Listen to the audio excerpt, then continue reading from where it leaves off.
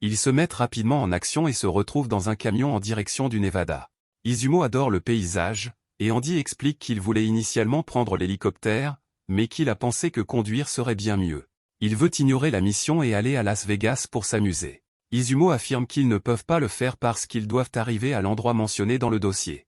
Elle consulte le fichier pour confirmer leurs données et dit qu'il s'agit de la ville de Longines. Cependant, leur dossier mentionne quelque chose qui sort d'un film d'apocalypse zombie.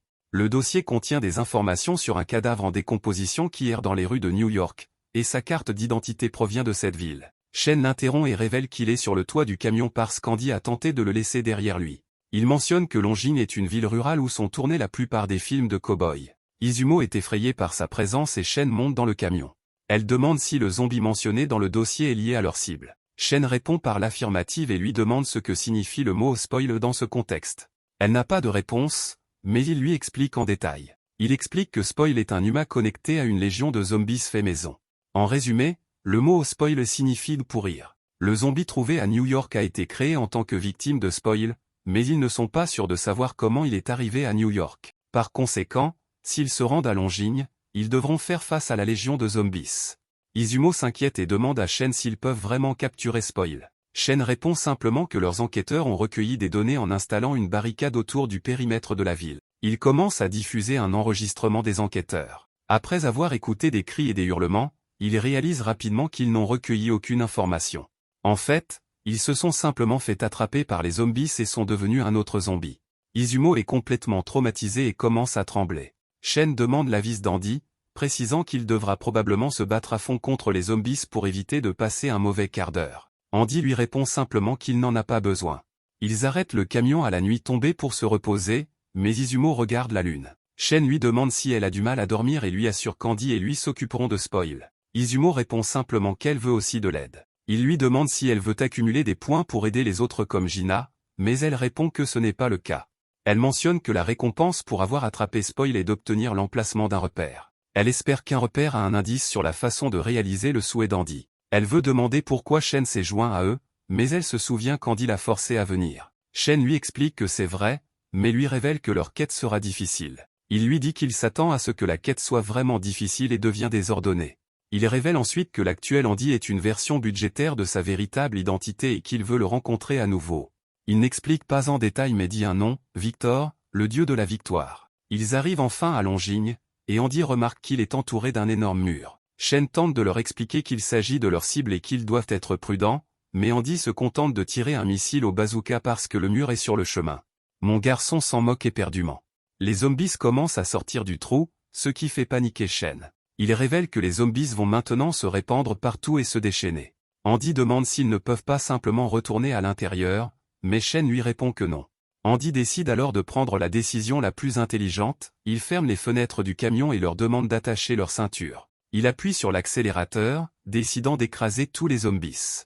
Il accélère, frappant tous les zombies sur son chemin jusqu'à ce que le camion s'écrase contre le mur. L'impact le fait voler à travers le pare-brise, et il se tranche le bras et la jambe gauche en plein vol. Il atterrit ensuite, promettant d'éliminer tous les zombies en vue et utilise son pouvoir de régénération pour tourner sur lui-même tout en prenant les têtes des zombies.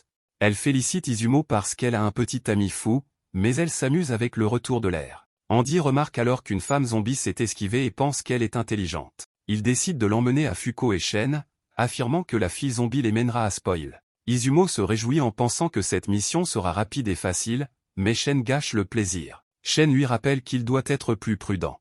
Il demande à Andy s'il a déjà combattu des humains, mais Andy ne se souvient pas vraiment de l'avoir fait. Shen lui explique alors que les humains ne sont pas comme les négateurs, ils sont les règles elles-mêmes, et la plupart d'entre eux activent leur capacité une fois que vous êtes à portée. Izumo est surprise et Shen entre dans les détails. Il explique qu'il ne peut utiliser sa capacité que lorsqu'il regarde quelqu'un à une certaine distance, mais que la capacité d'Izumo s'active lorsqu'elle a un contact physique. Il sait qu'Andy veut découvrir les capacités de spoil en se battant au hasard, mais c'est une mauvaise décision car spoil aurait déjà pu activer sa capacité.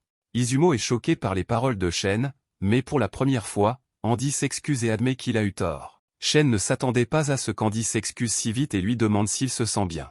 Andy répond que c'est tout Gucci, mais la fille zombie commence à toucher ses vêtements d'estomac, puis lui dit qu'il y a quelque chose d'écrit dessus. Andy déchire sa chemise et il voit un compte à rebours bizarre. Claude commence à se moquer d'Andy, le traitant d'idiot parce qu'il vient de tomber dans un piège.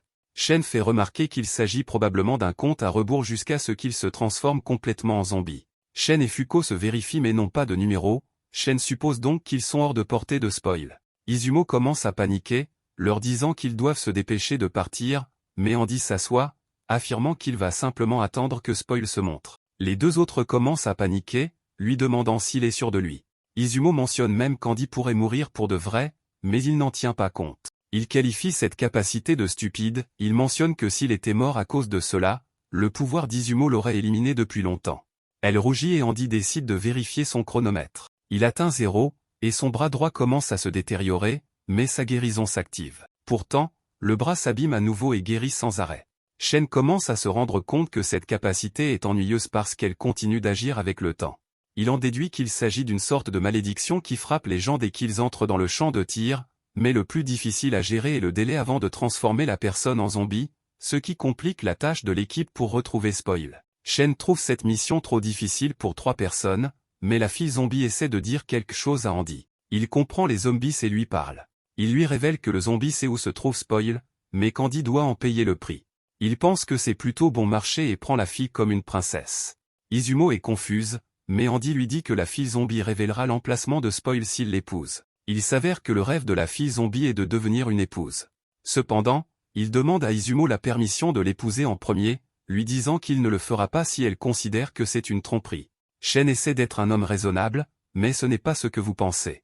Il mentionne que le zombie pourrait être un assassin, mais Izumo trouve cela drôle et encourage Andy à se marier. Andy commence à s'éloigner et Shen lui dit que leur but est de capturer Spoil et non de l'éliminer. S'il élimine Spoil, ils échoueront dans leur quête et n'obtiendront pas l'emplacement d'un repère. Mais un des Hades l'ignore et s'en va en sifflotant, emportant sa fiancée zombie jusqu'à l'église. Soudain, Izumo entend un bruit et regarde sur le côté. Elle aperçoit un enfant en train de se défouler, on dirait qu'ils sont parmi eux.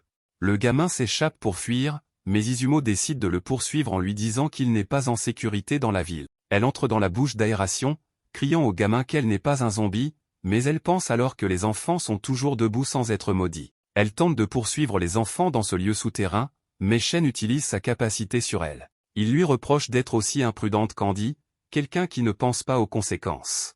Il lui dit d'arrêter d'avancer car le tunnel souterrain devrait également faire partie de la portée de Spoil. Les enfants sont donc déjà maudits. L'autre enfant apparaît avec un bagage supplémentaire, confirmant les soupçons de Shen. Le gamin dit qu'ils ont tous été maudits et demande s'ils travaillent pour Spoil. Shen remarque que le minuteur du gamin est beaucoup plus long que celui d'Andy. Izumo tente d'expliquer qui ils sont, mais le gamin lui montre une arme. Il affirme qu'ils sont là pour les tuer parce qu'ils deviendront eux aussi des zombies.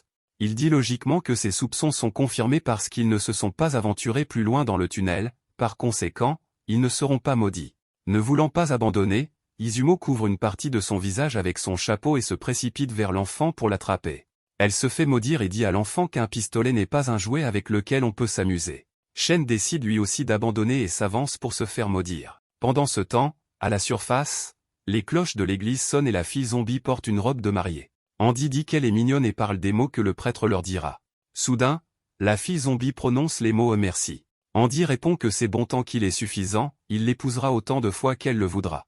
Il demande aux zombies à l'intérieur de l'église de faire preuve d'enthousiasme, mais la fille zombie prononce lentement d'autres mots.